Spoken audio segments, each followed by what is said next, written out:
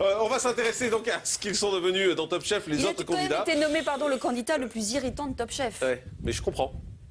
C'est une enquête signée Frédéric Maurice, regardez. Que sont-ils devenus? La question se pose toujours pour les ex-vedettes de la télé-réalité, si la réponse est toute trouvée pour la plupart d'entre elles. Qu'en est-il pour les participants de Top Chef? Sont-ils voués à un avenir aussi incertain?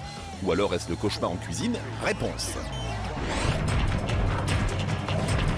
Elle était la grande gagnante de la deuxième édition de Top Chef l'année dernière. Stéphanie Lequelec avait empoché les 100 000 €.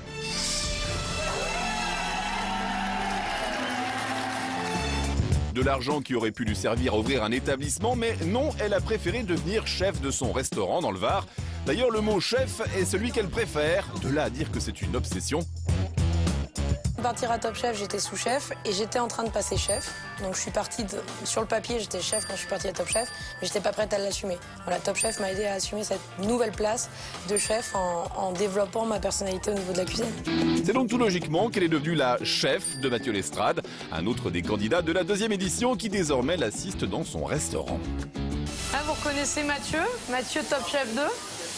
Voilà, donc Mathieu nous a rejoints en mai, donc tout de suite après la finale Top Chef. Ce qui a changé pour Pierre Sang depuis Top Chef, c'est déjà sa coupe de cheveux. Oula! Pierre Sang, c'était l'artiste incompris de Top Chef 2. On pourrait presque dire que le pinceau est son outil préféré.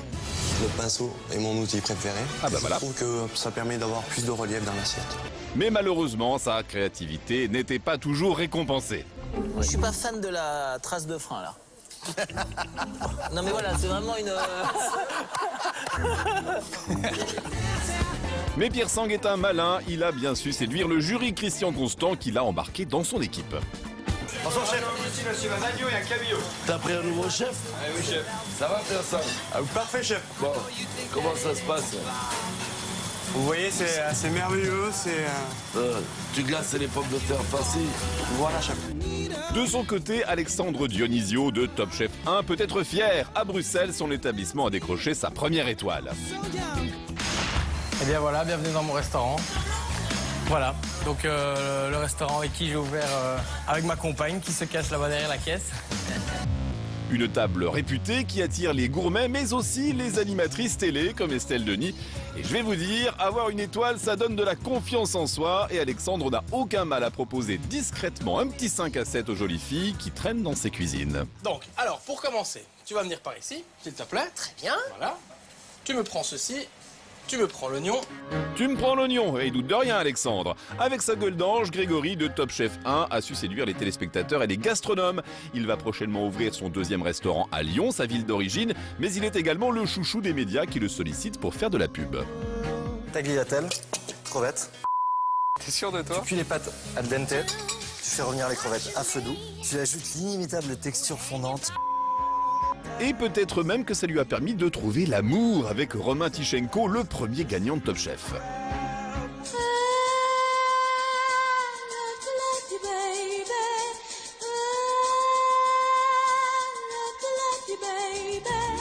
Les petits coquins. Une autre amoureuse des médias, c'est Yoake San, qui savait allier féminité et savoir-faire. Désormais, elle continue à faire de la télé, notamment sur une émission de Énergie 12, une famille au top, où on apprend à des gens à ne pas manger gras. C'est une habitude alimentaire. Enfin, je veux dire, on mange toujours comme ça, quoi. Je veux dire, on est habitué à cuisiner avec de l'huile, quoi. Ça c'est pour le mari. Voilà, le mari en général. Ah oui. Ah, il y a plus de sauce que de couscous. Bon appétit! À Top Chef, on n'est pas comme dans les autres émissions de télé-réalité. Il y a une vraie vie après la télé, dans le vrai monde, avec des vrais gens. En cuisine comme à l'écran, l'authenticité, ça paye toujours.